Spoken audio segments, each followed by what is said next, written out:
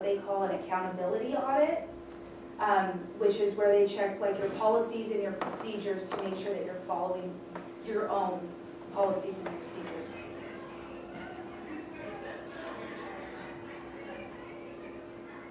Okay. Does anybody else have any questions? I don't want to rush through.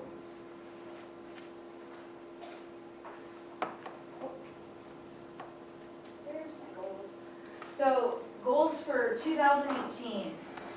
We're back to the biennial budget. We would really, we are definitely aiming to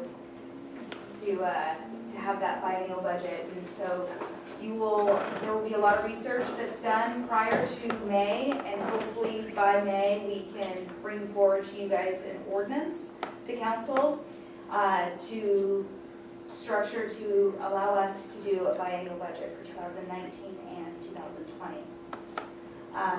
We are going to update some financial policies. The two to highlight, the small and attractive assets. That is just right now, it's just across the state of Washington. It's a hot button for the state auditor, so we need to dot our I's and cross our T's and make sure that we have a policy that we can follow. Cost allocation, again, that's kind of another area that we need to just look at and try to create a policy. Again, it's kind of a hot area for the state auditors, so that's why I would like to start with those two policies first. And if I have additional time, we'll look at other policies that we can. But between that, doing a bank RFP for 2018, I think that your accounting department will be, your finance department will be quite busy on top of all of the regular, duties that need to be done. Also wanted to bring up continuing the ACH, the debits and the e-billing. That's just, it's convenience, it's easy. We encourage people to get on, that process because we don't want to put out past due notices. We don't want to shut people's water off, but it's per our policy. So we want to definitely minimize that if we can. And ultimately, we want to create a fee resolution so that when fees change, we only have to adjust and, renew one resolution, which has been very successful at past entities. So, and I believe that concludes the finance department's and clerk department's presentation.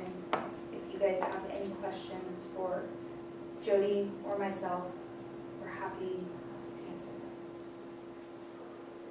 I'll ask a question. So for ACH billing for utilities, a paper statement is still sent out, is that correct? I still get a paper statement. Is that required that we still send out something even though the billing is electronic? That's a great question, and I can definitely take that back and find out if we could do some type of, I'll have to see if that's possible. Oh, I was just going to add that when somebody signs up for ACH or, to pay their bill online, they do have the option to opt into e-billing, and some people just don't realize it at the time, so we encourage them after the fact to, to do that. So, is there still fee associated with the ACH debits and e-billing? yes. Have we ever looked at the cost to process checks in-house, if it's net savings and all, or to not process checks? So, Have we ever looked at what it costs us to handle the payments internally? the staff time alone it's is, yeah, for them. significant.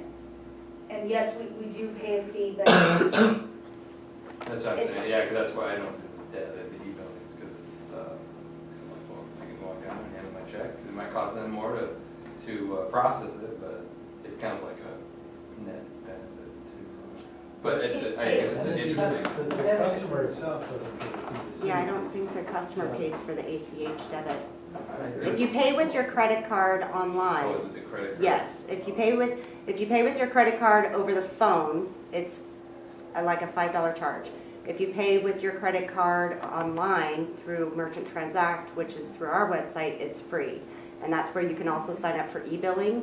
The other thing, Councilmember Walker, that I just thought of in response to your question, because our water bills fluctuate, they have to be able to get a statement every month. Because if we had an instance one time, they had a water leak, we debited the amount of the bill, and then they came in and were like, why did you debit $500 from our account? And so we want people to get a statement, whether it's through email or paper, so that they can catch things like that, because we don't always catch them amongst the 2,500 bills that we process every month. So we try, but sometimes things like that, especially during the summertime when consumption is high anyway, we wouldn't know if it was your sprinkler system or a water leak. So that's why we want people to continue getting them. If it was a flat rate all the time, we might be able to get away with not sending out, but I think but they do have the option to do e-billing. E-billing, where they have their bill emailed to them. Okay, that's my only point, and not that the statement is invaluable, obviously there's a statement that could it be done electronically and not through paper. So there is that option. There is that option, yeah. They opt in. We don't force them to do that option, but it is out there for them. And most people that sign up for ACH kind of go the e-billing anyway because it goes hand in hand, but not all of them. Some people like me kind of still like paper, so. Do we manage the paper and mailing ourselves through staff? We send it out to a mail house. We print the bills. We get our bills through the state, the paper, the stock, through the state. So we have a pretty good pricing on that. And then we send out the bills to a mailing house and they fold them with the newsletter and stuff them with our extra envelope and everything else and mail them that way. And they use their permit through Seattle, which is actually a cheaper route than us using our permit. So. Are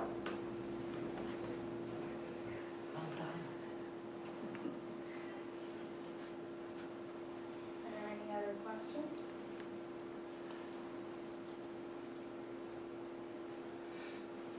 Thank you, Lindsay and Judy.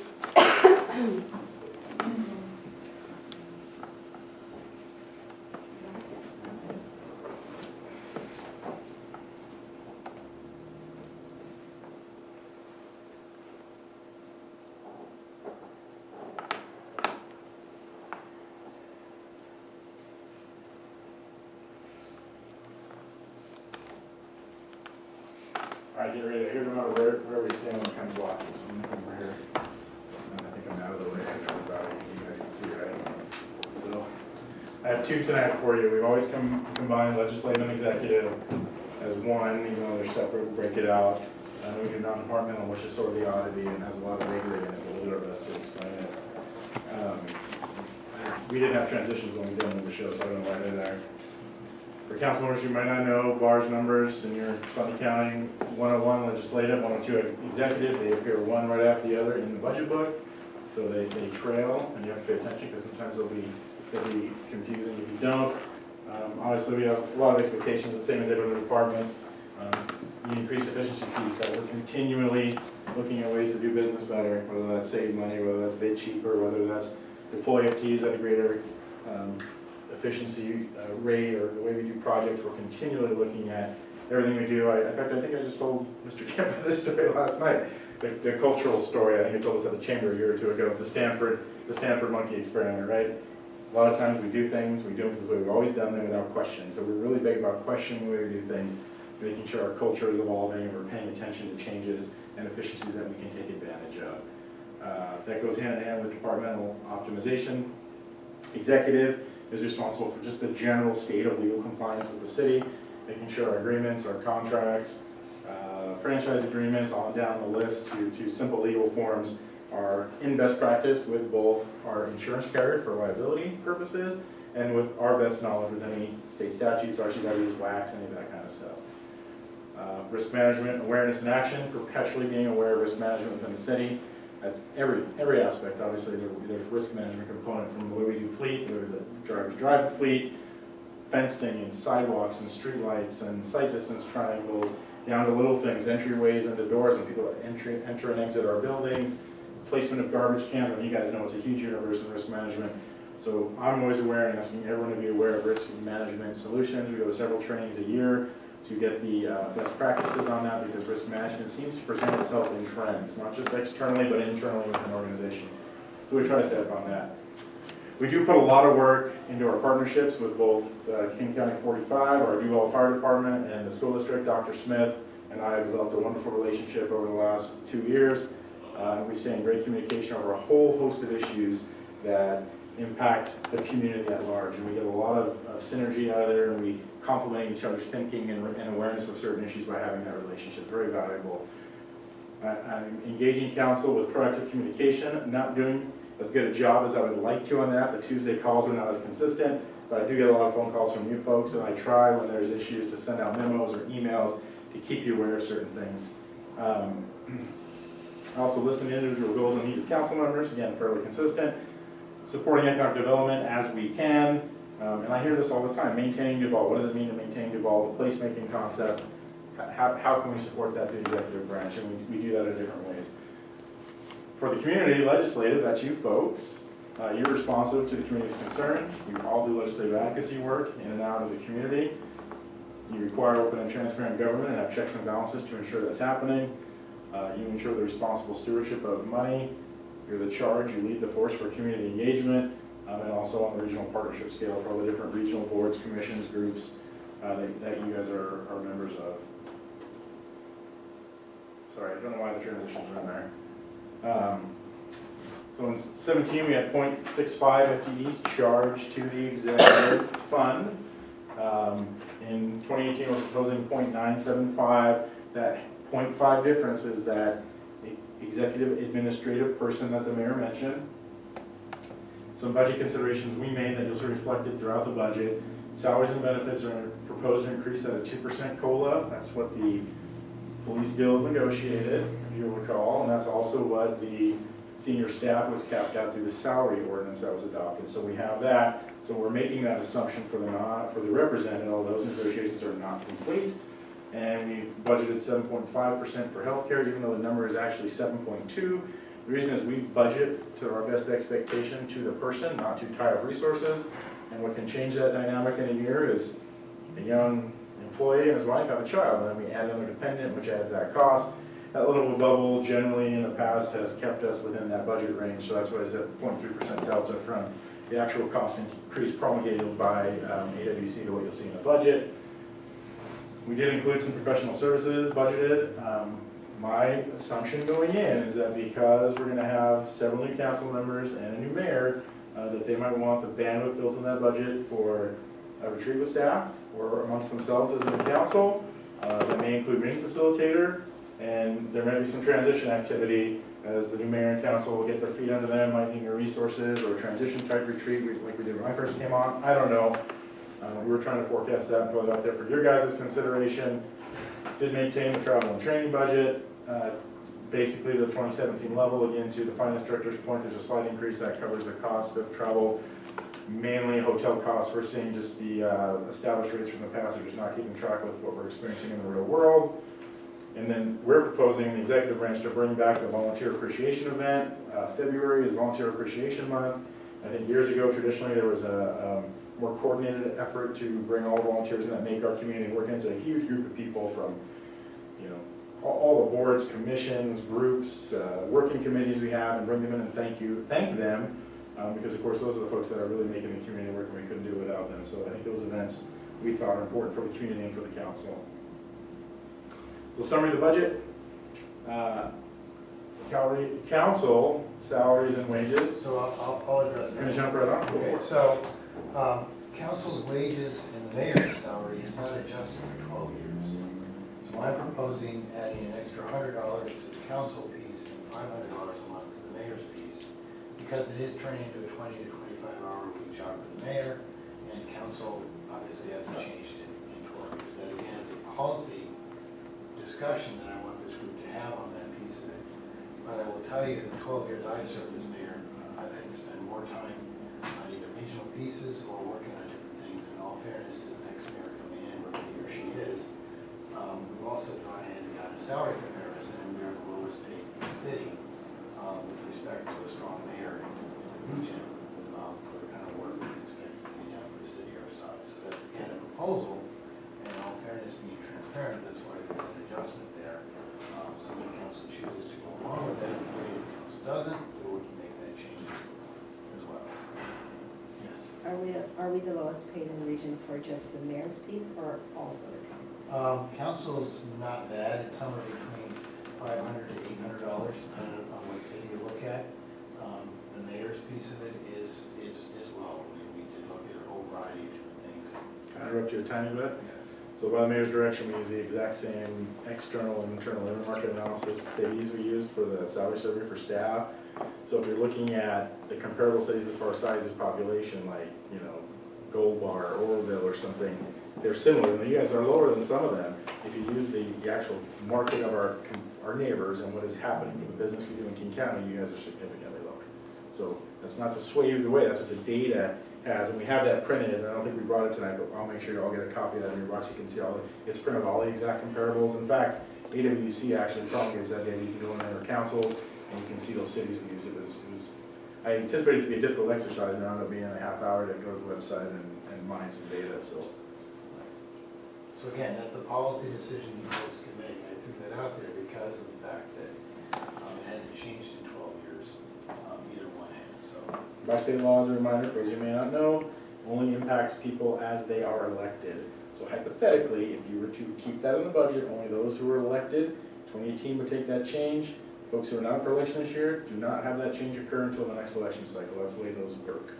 So it's an election type issue. So moving down to the next one, supplies, same thing. We have a question. Oop, I'm sorry. It's not a question, it's just a recommendation, because I think those that are engaged in regional and statewide issues know how quickly your salary from your outside work goes away when you participate in a lot of these things. But we've also had historically, there are council members that don't participate in anything at all except coming to meetings. And so if council chooses to move forward with this, my recommendation is that that salary increase be tied to committed participation in the regional committees, and that be documented, and that that's extra salary not be available unless that occur. So I have a question. Yes. So in your comparison, strong mayor form, does it break out hybrid form with administrators versus just mayors?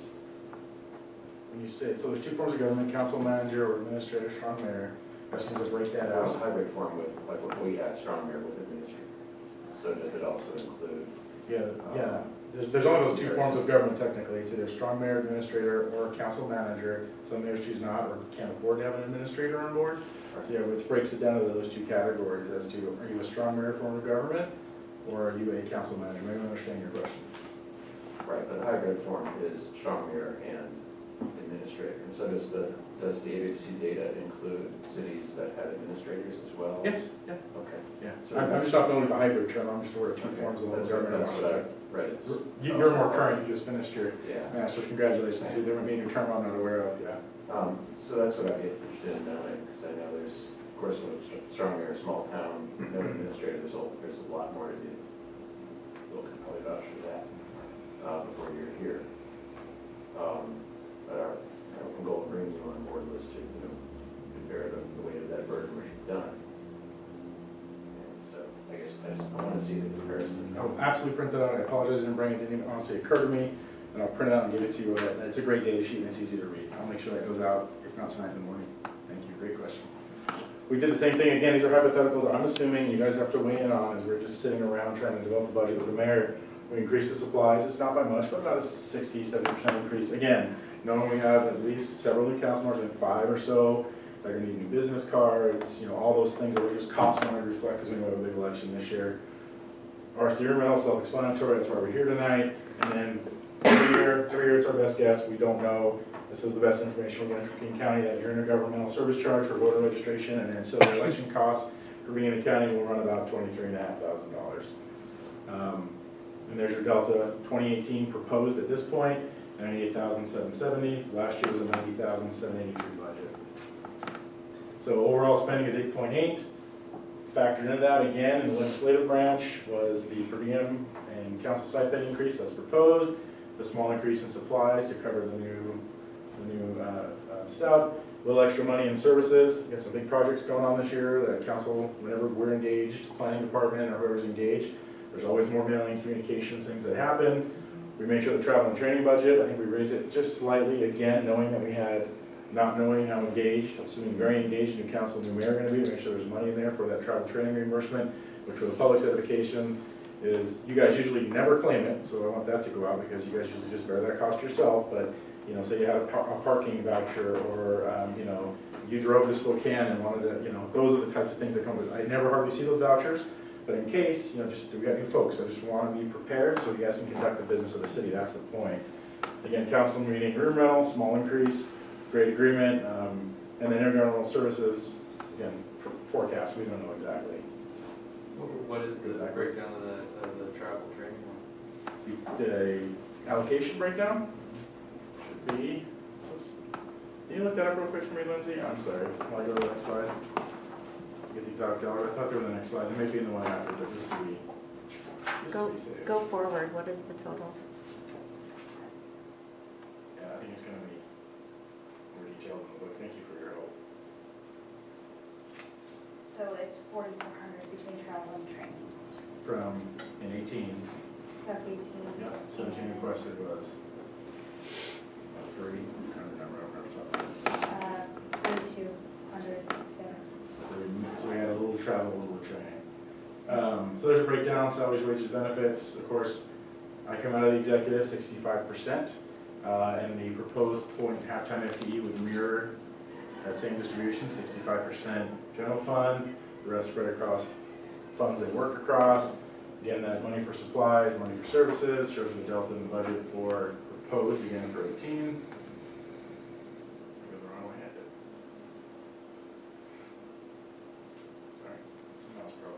Saw that one, there we go. So back to executive, that's again this department, that 214 reflects a 19% increase. What you're seeing mostly in that again is the 0.5 executive admin, and then a very smaller component to that is the proposal for the stipend increase.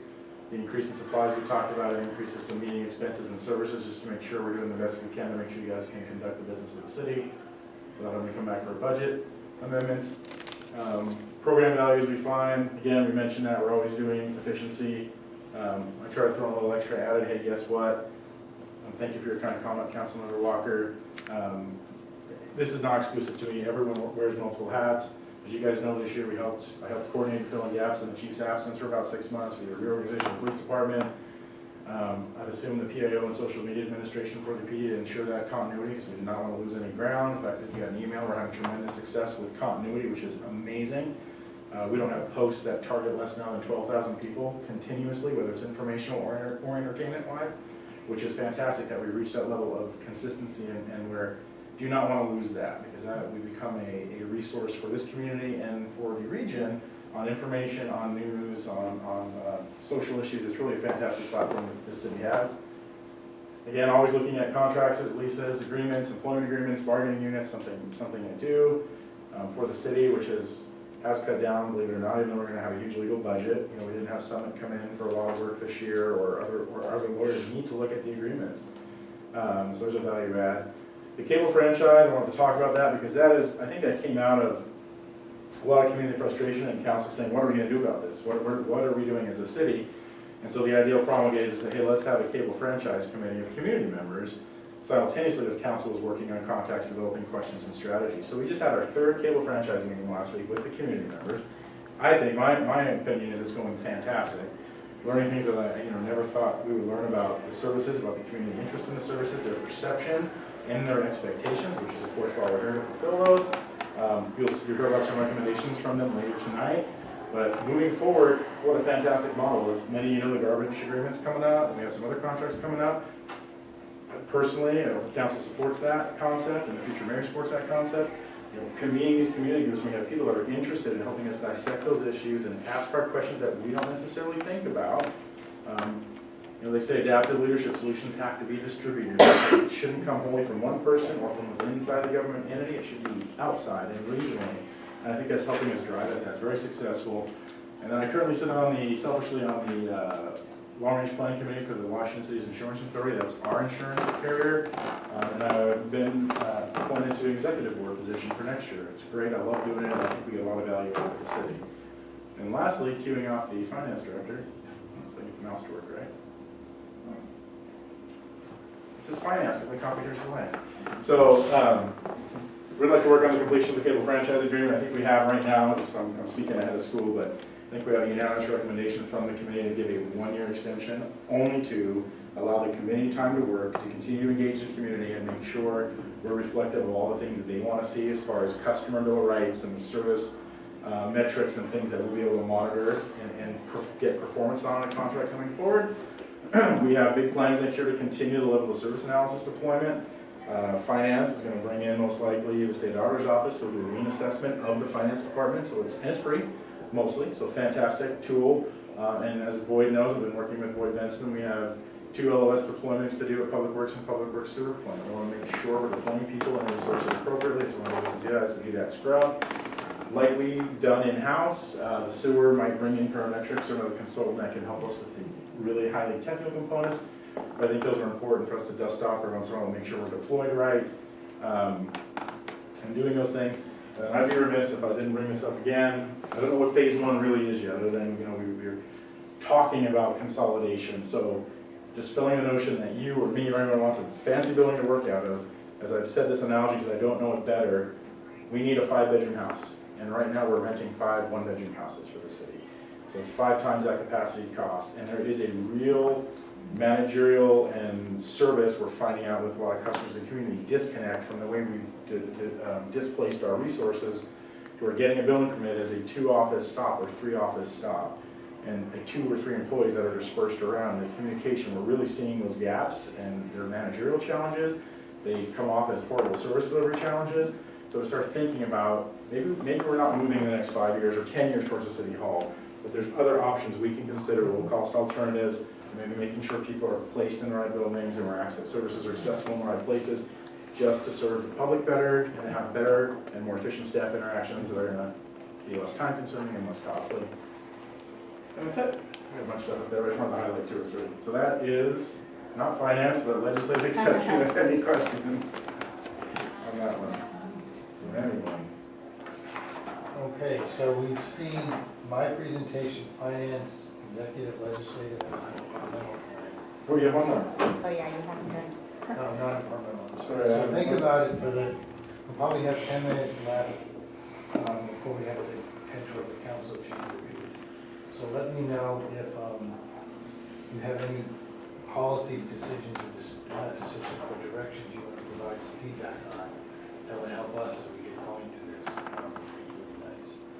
This is the odd one. It's a lot of miscellaneous.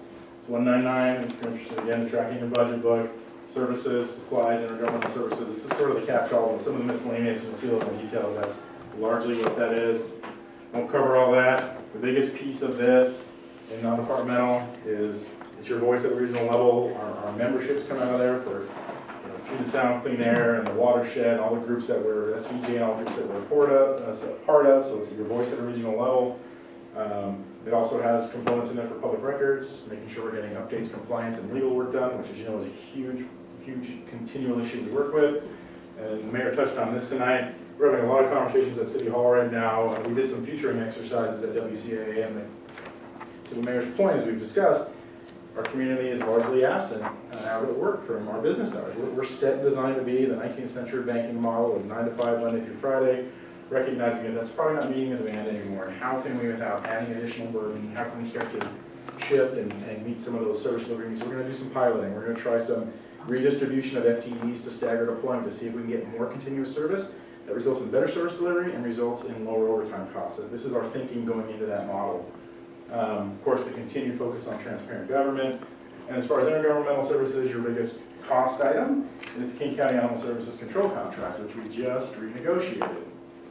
So is general office supplies. our emergency and disaster preparedness. Thank you, Public Works, Boyd and Sean. And what we've always done in the past, which is why I'm highlighting this, is you'll get to a point and you're gonna say, wow, we need an electric stapler. And of course, an industrial one's not 20 bucks, they're 300 bucks. So we go around the Lord and say, hey, you didn't print that guide, can we steal that 300 bucks out of that line item and buy the stapler? We're trying to actually account for it in one place, so there's not just all this miscellaneous stuff. And then, of course, disaster preparedness.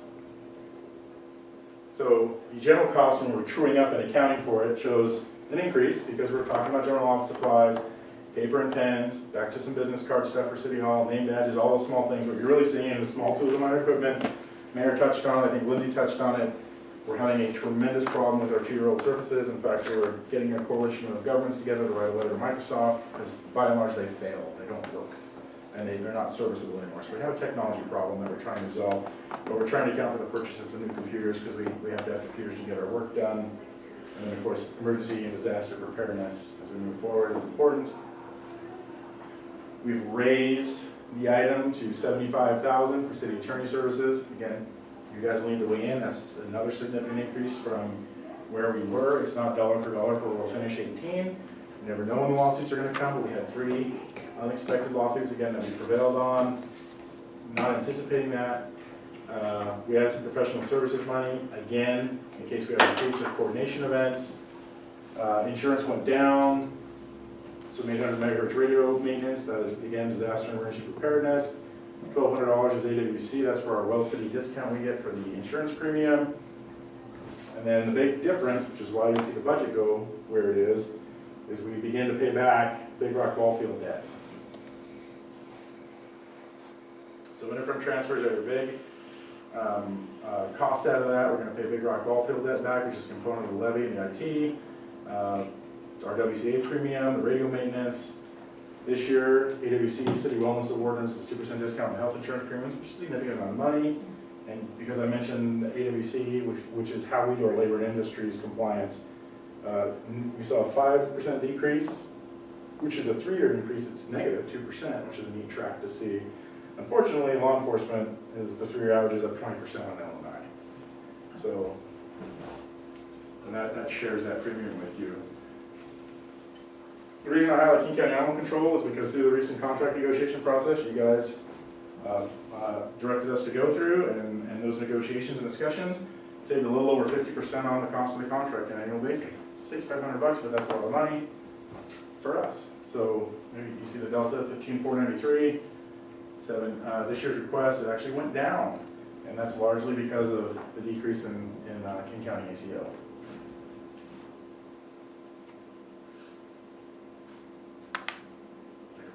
I'm having trouble with the mouse, I apologize.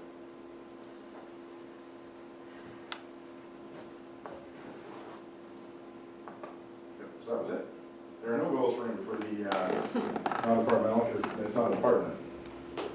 Any questions related to that at all? Any observations, concerns? Go down finally. Thank you. Outstanding. And I will get the AWC comps out.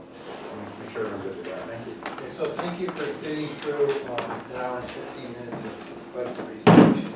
Do you guys have any early assessments or any feedback for Matt, Lindsay, or I at this point? Or do you want to stew on it, think about it, then we have further discussions? Yes? Question. So is it okay if we think that perhaps because our mayor's pay is lower, we could move towards increasing that, but not for the council? Yeah, it's a total policy piece. You can choose however you want to slice it. I just felt that if you're going to adjust one, adjust all of them, because again, they haven't changed in 12 years. And the engagement that's expected from people now is a lot higher than it used to be. The expectations of you just showing up to a council meeting and the fact there's so many boards and commissions that all of us serve on in different capacities. I mean, I spent half a day today just working on city business. And so that can be a typical week for me. So it's just in fairness to the people doing the work, I want to do something about it as well. So, well, another direction the council might want to consider as well is if council doesn't want to move the council up, I think that the other side of it is mayor pro tem. because I can say, and Diane can attest to her 2 years, and I can attest this year, having been mayor pro tem in 2012 and now, that the workload is probably about 70, when you add in regional committees, about 75% of the mayor. And so for council members to be willing to take it on, we might want to look at that as a definite plus, to have those that are in the mayor pro tem role for those 2 years have a little extra to make sure that they have some compensation for the extra work that they'll be doing. I mean, I'm in Matt's office how many times a week? 2 to 3 times a week with issues on the phone with Will consistently. And the way that the city's changed since Matt's came on board means that the council's much more included in city operations, because you have a person who's dedicated to working with council. So I'd like folks to consider that as a potential option if they don't want to move up the council salaries. And to include in that, because when I did mayor pro tem, I probably had to pay out over $1,000 to substitute for me when I had to lose wages to go be at various meetings. And to Bill and Amy's point, there's a majority of cities do have tiered compensation depending on where you're at, whether you serve on boards and commissions, there's one piece to whether you're mayor pro tem or deputy mayor, there's another piece. There's pieces. So, as you think about it tonight, and you put your budget book under your pillow, because I know that's what Jason does do, is think about the health and human services $25,000 piece. Think about the restroom component of it. Think about the other bigger pieces that we brought up today, and provide some feedback. This is a really open dialogue as we go through this process. So there's no expectation we're going to pass this thing anytime before the next 6 or 8 weeks. So really think about this and how this is going to evolve, and what you want the budget to reflect. You folks having worked through. So okay. We have a soft, pretty achievable goal of having this digitally posted on the website, this document, and ready to be emailed to anyone who wants it by Friday. It wasn't just a simple, we were burning the midnight oil on Friday to get this all done and wrapped up, and now we're in the conversion process and making it web ready, so it's readable, and converted so it's readable, and we have a goal of getting it on by Friday. I think we'll make that goal. So everyone who's wondering or who's watching the video should be up on the web and available to email to you by Friday. That's our goal, so we can make it on the same information you have. We can also put the presentations as we've done in the Yeah, past. perfect, thank you. So we'll do that as well. Put the presentations up. So one of my things that I was very concerned about during budget is